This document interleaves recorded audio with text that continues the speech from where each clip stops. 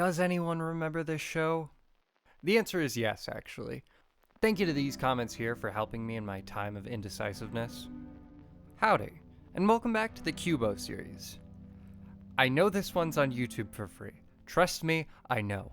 I always knew. It was just a bit for the ending of the video. Whatever. Today we take a dive into the classic gritty futuristic world of Sherlock Holmes in the 22nd century. There are so many Sherlocks nowadays, but this one has so much 90s energy thrown into it. Flying cars, awful CGI, and a bangin' rad soundtrack that kinda hits every so often. Sherlock Holmes and the... I don't want to say the full title every time.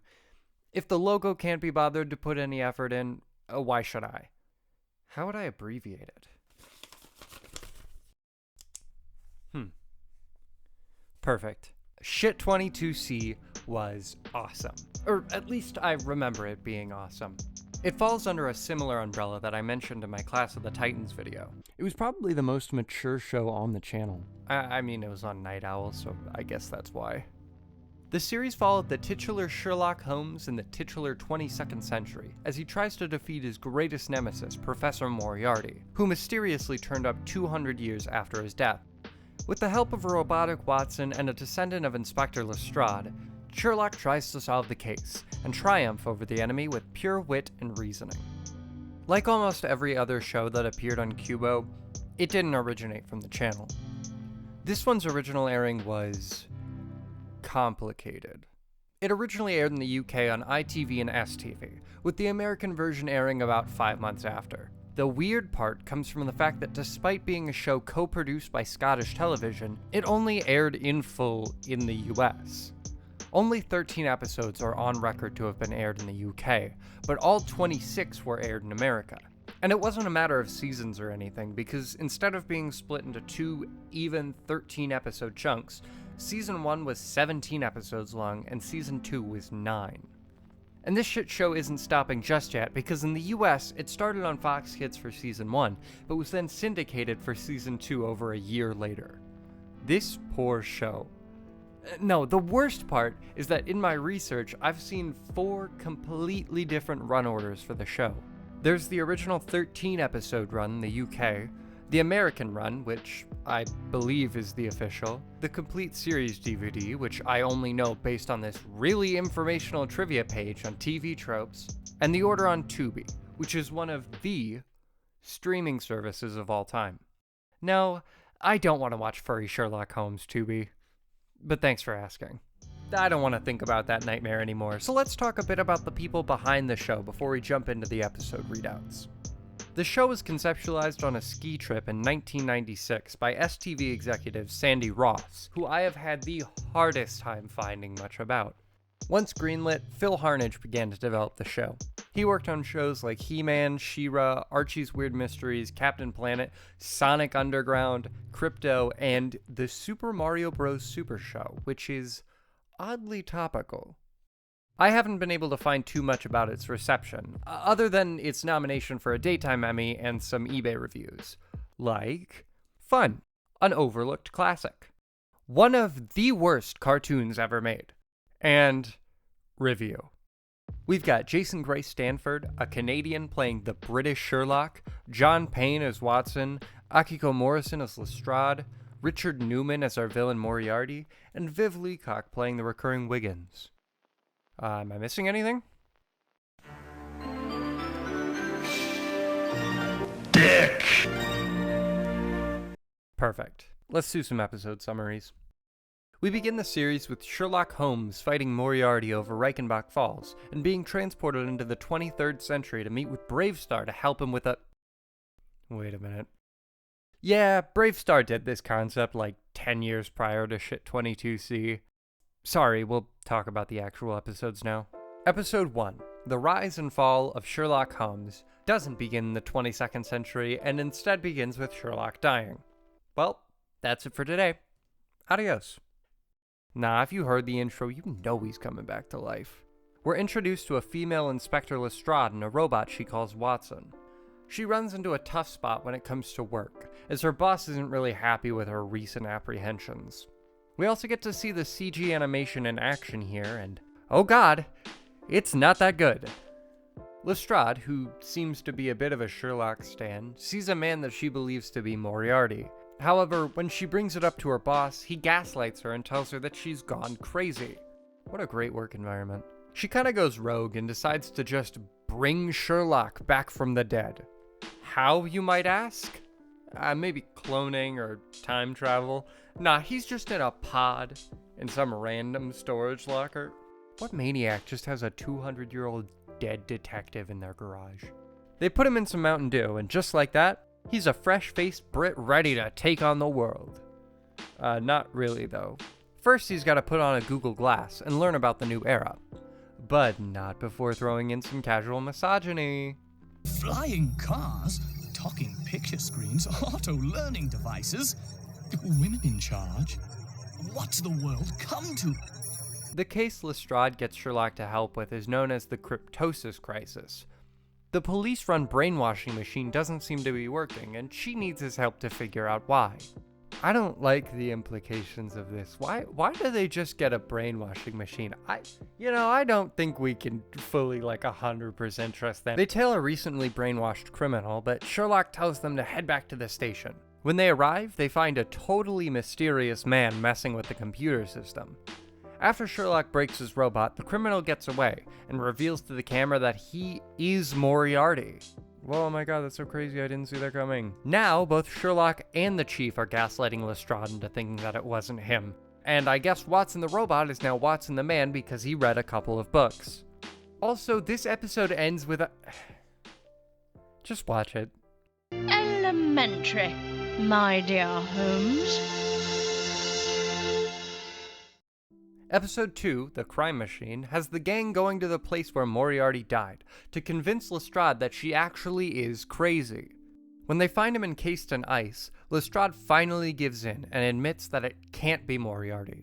But Sherlock finds something peculiar about the wall of ice, and he becomes unsure. Of course, being a little shit, he doesn't say anything about it, and before long, the cave decides that it's done being an innie. After the intro, we see a car crash into a zoo and a werewolf-like thing fleeing the scene. We cut to this blonde guy stealing a bracelet, I think, and then this car smashes through a garage with some of the best particles I have ever seen, and takes off with boxes of either future money or some motherboards. I don't know, there's no dialogue here. Sherlock figures everything out about these crimes in a matter of seconds, and we get this silly scene from the Chief and Lestrade.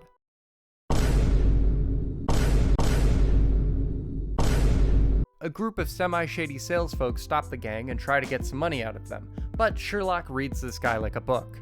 Impressed, Wiggins here decides to help guide Sherlock through the underground so they can put a stop to the crime wave. But not before too long, a group of pink lightsaber ruffians tries to mug them. Lestrade takes them down and they head off into the tunnels. There, they're greeted by Fenwick, a criminal we met in the last episode, and this bug robot thing.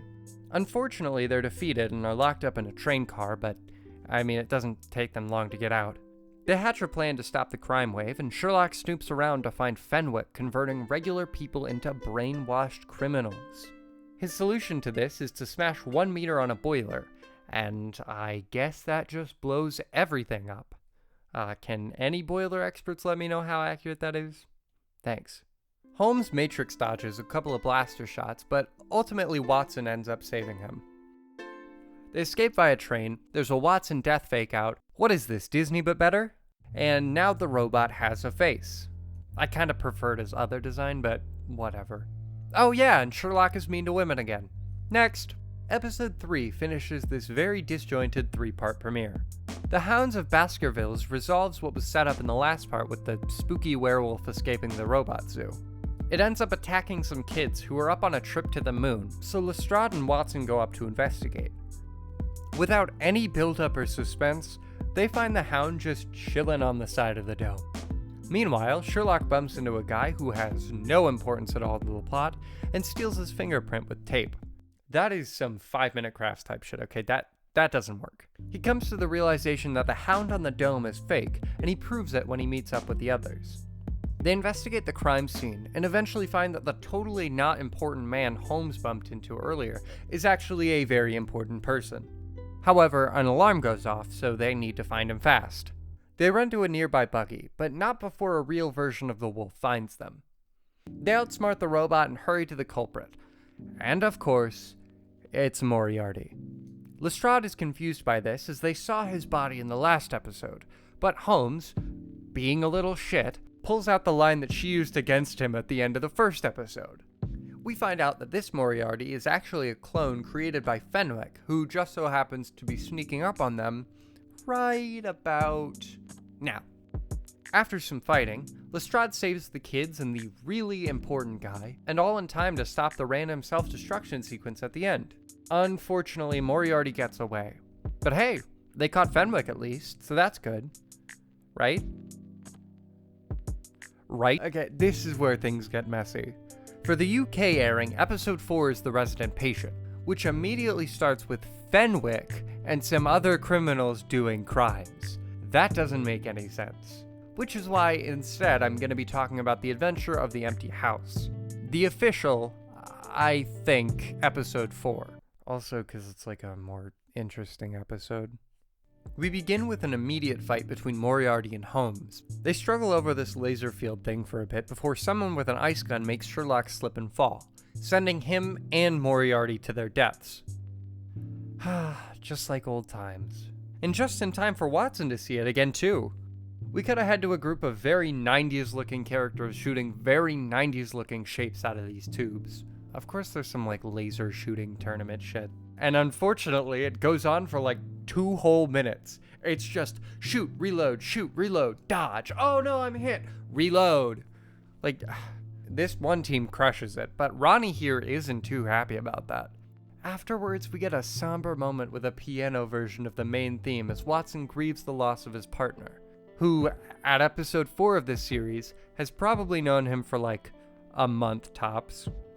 Then Ronnie here gets fucking beam blasted, and now Watson and Lestrade have to figure out why. We meet this mysterious old man who seems to be investigating this case.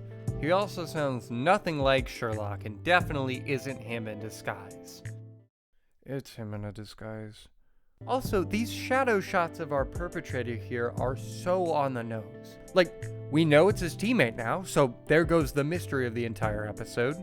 They interrogate the players and investigate the blaster, all to find out that it's modified and Ronnie's a big old cheater. The man, who is Holmes, reveals that he's Holmes to Watson and describes his survival. Sherlock helps Watson deduce a new concept that Ronnie didn't actually cheat, and he was in fact set up.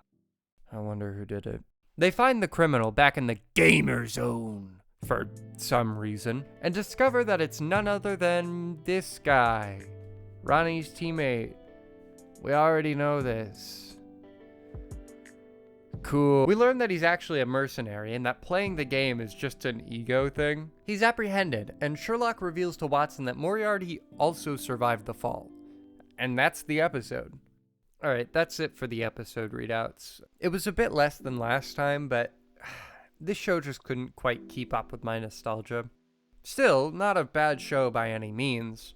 The world is pretty cool, mixing a colonial style with a more dark future aesthetic. The music, too, it just really complements the tone and style. Some of the line deliveries can be, not very good, and it's very clearly a low-budget show. The CG was attempted. That's it. With that being said, we're gonna move on to our last segment here, which is me ranking it on my totally interesting and very original scoring system. I've only used it once, in my Backbone video, but we're gonna make it kinda like a channel thing. Shit 22C is only getting a 5+. Oh, and to tie up some loose ends, Class of the Titans gets an 8+. If you don't know what any of that means, I don't either. Sorry. Adios.